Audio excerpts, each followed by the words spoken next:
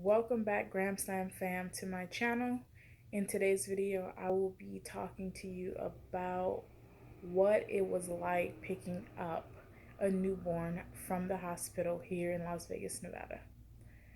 So we got the call on a Saturday, I believe, that there was a baby that was in the NICU and that they needed to place her in a home and asked if we were interested. So I called my husband back and gave him the rundown as to, what they were saying about the baby and X, Y, and Z. So I called back and told her yes. But I asked questions as to, why was the baby in the NICU? Why was the baby being placed in, a foster home? And we were told that she was being placed in a foster home because she tested positive for drugs and mom has like some mental issues that she has to, deal with. And so we were like, okay. And so, unaware of really what we're going into, we just say yes. And, it's always scary because you don't know exactly what you're going to get or what's going to happen, how it's going to play out, or whatever. And so when I talked to placement, they were just saying, like, before you go to the hospital to visit the baby, call because we don't need you, there to be any issues with mom and blah, blah, blah. So we did that. We went to see her that first day that they called, and we were just like, oh my gosh, like, this baby is so adorable. And we went to visit her for a couple hours, came home, start preparing our home for a newborn, and just really got a hold of God to help us in this situation because our last placement, we didn't get a baby straight from the hospital. We had to pick them up from what we call out here Child Haven. And so I didn't know what to expect exactly from the hospital. And so, yeah, it was crazy. And so when we were there at the hospital, we asked them questions as to did they know why the baby was there, and they were still trying to figure it out. And they were just clueless, just like we were, basically. And so we were just like, okay, so maybe, we'll end up talking to the caseworker to figure out, how long this could possibly last. And so by that Wednesday, they called and they were like, hey, yeah, she's ready for discharge. Just bring your car seat. Make sure you have your base to your car seat in the car and blah, blah, blah. Did that. Get to the hospital and they're like, oh, well, you need to have the base attached to the car seat when you bring it up. I'm like, okay, nobody informed me that, I had to bring both upstairs. And so they let me feed the baby and change her and do all of that. And then they were like, yeah, she has to sit in this car seat for almost 2 hours and pass the car seat test. And I'm like, she's a newborn. Like, I didn't know newborns, had to do that. And so, and I was like, she's in the NICU. So, how is that possible? Like, but it happened.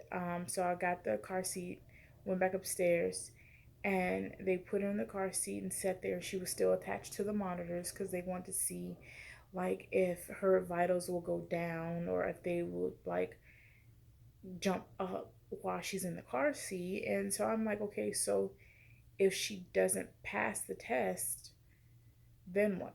You know? And they're like, well, she'll just have to retake it. Mind you, this test took almost 2 hours. And so I'm just like, she's a newborn. Like, what kid do you know actually will sit in the car seat without being like first like irritated in the car seat? even us as adults, we get frustrated sitting in a car for a long time. And so I'm like, okay. And so once I got back into the hospital, I was approached by the social worker of the hospital.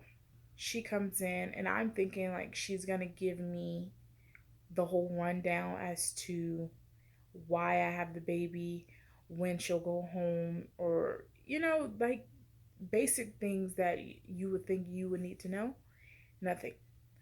She just wanted to give me a list of all the baby's upcoming doctor visits and go from there. And then she's like, I'll make you a copy. Bye. Left. She then disappeared. And so I'm like, okie dokie. um, so I'm asking them, like, is mom aware that, her daughter is being placed in a home? And they're like, oh, we think she knows. So then, usually, because I'm used to, like, when I've known, like, my friends and other people that have kids, when you leave the hospital, they give you, like, a goodie bag. And you get all the stuff that was in their drawers and stuff, extra stuff. This particular hospital was like, oh, yeah, you can just have that stuff there. And that was it. They didn't give extra. Like, it was only maybe 4 or 5 diapers left in the package, and that's what they gave me. Mind you, I'm a foster parent, and you would think because they have so much of a stock that they'll just be like, here's this and this and this and that. Here you go. No. Um, and then I'm just like, okay, time to go. No. Mind you, it is 100 and maybe 3 or 4 degrees out here in Vegas. So I'm just like, okay, I wanted to hurry up and get the baby home, being that it's scorching hot. And the car is gonna be scorching hot, but no. And so the nurse is like, okay, she passes the car seat test. So I'm like, great, And they're like, well, you can go now and put the base in the car and then come back and get her and then put her in the car seat and then you can leave. So I'm just like, really? And so I do all that, come back. Then the nurse walked me back downstairs to my car to make sure that I knew how to place the baby into the car seat on top of the base. Crazy. And then strap the seatbelt on top of the car seat and buckle it. And then pull it to make sure it was good. So it was a very frustrating day for me because my questions didn't get answered. And then it was just like they were so packed in the NICU. I guess they were just ready to get rid of a baby. And it was frustrating because I asked them, okay, if she was exposed to drugs in the womb, um, were there any withdrawals, stuff like that? No, she's fine. Nothing, like we haven't witnessed anything. She's good, blah, blah, blah. And yeah, I don't think she had, withdrawals.